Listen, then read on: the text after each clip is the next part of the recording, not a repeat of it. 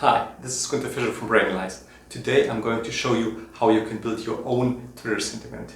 The Twitter sentiment is basically needed for companies that want to figure out whether the customers are feeling positive, neutral or negative about their goods or services. The data I've been using from Kaggle, and I'll put the link in the description, and I hope you have fun. Hi folks, so let's dive right into the nitty-gritties of the sentiment analysis.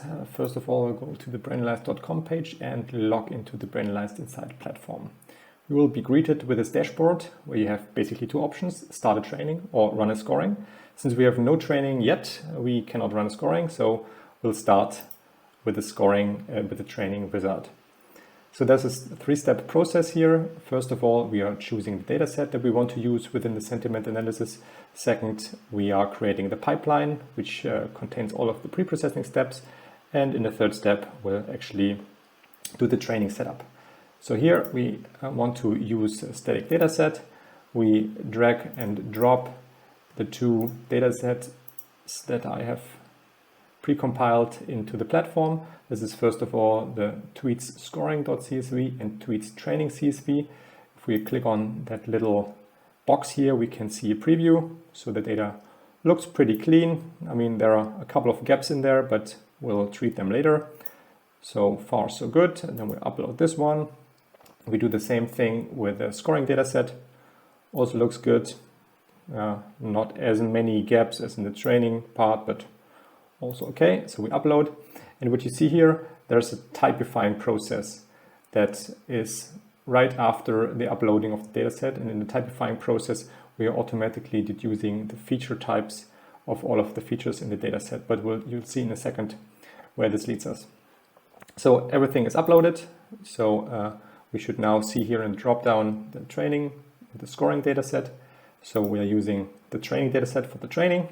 Obviously, we go to the next step, which is basically, I'll just show you what it is. So at the top, you have the data set that we've just defined. So in this case, tweets training.csv. And there are a couple of boxes in between until we end up with this mapping box. The mapping box is the input into our learning system. And as soon as this processing spinner is finished, you will see that dot will be changed to green, and you can look at the data because then it's up to date. So here is the overview of the actual data. So you can look at everything, all of the features, basically all of the pages. So you can see the complete data set.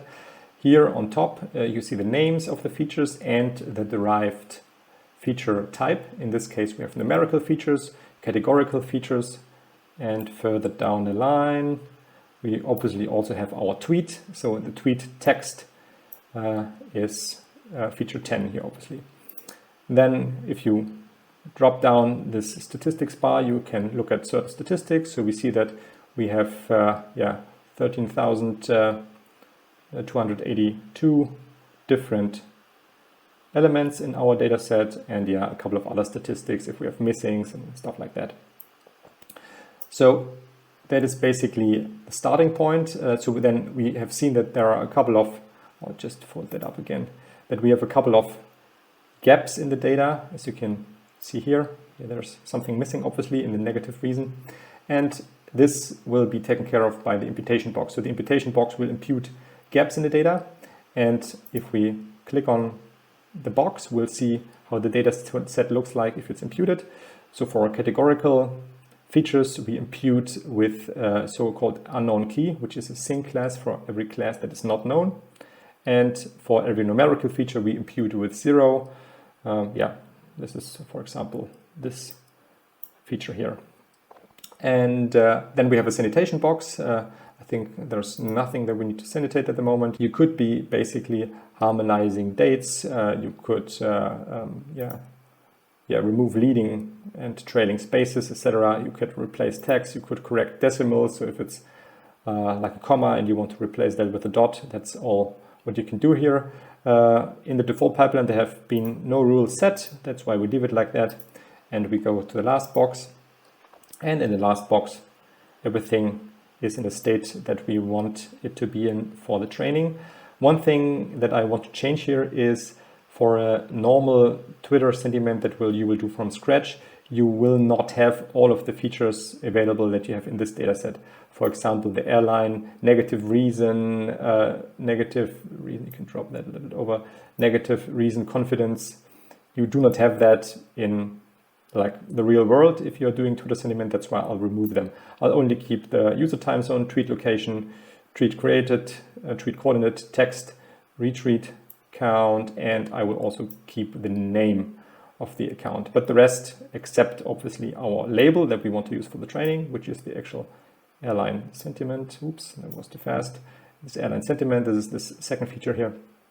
We'll try to get rid of all of that, and that's what we can do here in the mapping box. We can rename that, but we can also, this is what we want to keep, and we'll just delete everything that we will not have in real life. So the rest should all be available if you scrape arbitrary tweets. So I'll save this, and after this is finished processing, we can click on save, and we can also click on save already now.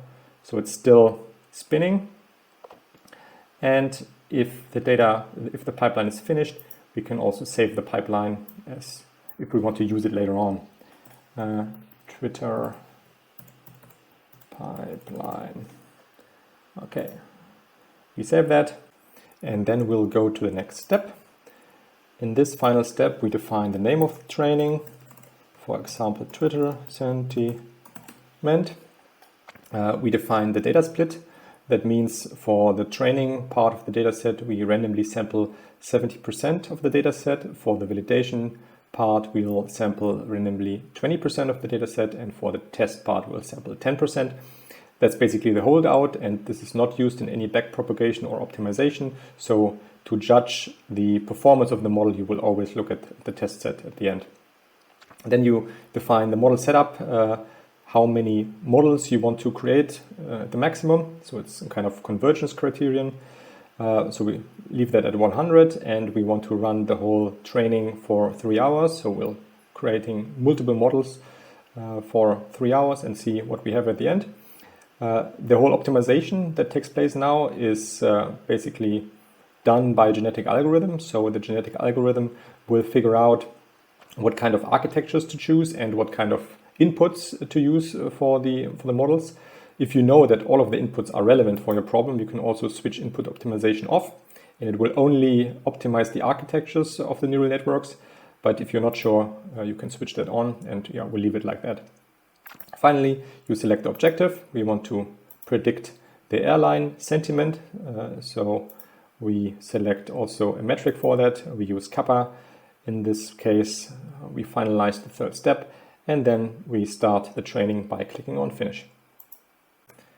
Finally, we end up here again in the model section. We see that the training has just been started. So status is starting. We can see the training details on the right-hand side, and we can also see, look at the logs, if something already happened there. So there is no log yet. So the machine for the training is starting at the moment, and we'll be back after like a couple of hours to see what kind of models we have created. So here I'm back again. The training has been running quite some hours already. So we'll have a look and investigate the training process. Now, as you can see, we have a training log with all of the stuff that the training machine outputs. And we see that there have also been a lot of models created. If we double click, we see them.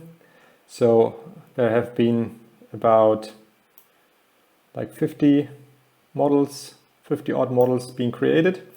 And if you select the training split, like we said we wanted to look at the test split, we select that and we switch on that button so that we can see all of the models, which takes some time because that's quite a lot of stuff. So we have the loss curves here, which is a measure for the falling error, for the falling training error within the training. And here is, from our perspective, the most important thing. These are the confusion matrices. So there are 3 types of labels, three types of sentiments, basically positive, negative, and neutral sentiments. And on the x-axis here you have the predictions, and here you have the ground truth. And we see that, let's select the model with the highest kappa, which should be this one. We select only that. As we can see, for the best model that we've been developing so far, we have 91% of the negative sentiments correctly predicted in the holdout, so in the off-sample test, and 62% of the neutral sentiments correctly predicted, and 82% of the positive sentiments correctly predicted. If you compare that to the training, so training is obviously, training is obviously much better, but that's not really realistic. So I would always suggest to look at the holdout, to look at the off-sample test. So this is this test split, to be sure, I mean, not to be sure, but to have a good indication how this model would perform with real data. And that's what we are doing now, because we can do the scoring even before the model training has finished, and we can also basically stop that now because we've basically seen enough models and we have also quite some good models already. And for that, we could go back to the dashboard. We can now run a scoring because the training is finished, or we have a training with brains. So we select the training, we use this, we see all the models that are connected to this training, and we are selecting the one with the highest kappa, which is 20 here in this swarm 20. Basically, swarm means we are using multiple models at the same time. That's why we are talking about swarm intelligence here. What that is, I will explain in a later video, but don't be alarmed that this is named swarm and not model or brain, because it's the output of multiple models at the same time. So we name the scoring Twitter sentiment again, and we are this time using not the training dataset, but the scoring dataset. And if that spinner is finished with spinning, we can click on finish, and then the scoring will start. There is another option here, since I have some time until the spinner is done. You can also only score the most recent data. This is specifically important if you want to automate stuff where you have data coming in and you only want to score the most recent data point, but I'll come to that in a later video too. So I click on finished, and then the scoring runs. As you might have noticed, we have a resource tab where all of the resources that we have created on the way are shown. So this is the data sources that we've been working with. So the scoring is finished now. We can, if we want, look at the output of the scoring. Basically here at the end we see the swarm 20 and the airline sentiment, the category that we are predicting. The little eye icon here is the explanation. We come to that in a later video because this video is already quite long. And what you can do is you can download a data set, and that's what you do when you work manually with a platform. If you do not want to do that, you can also automatically score with automations. I hope you found this video useful. If yes, hit the like and subscribe button. And if you want to try your own sentiment with own data or with the data that I've just provided, sign up for the free community license of Brainalyzed Insight and try it out.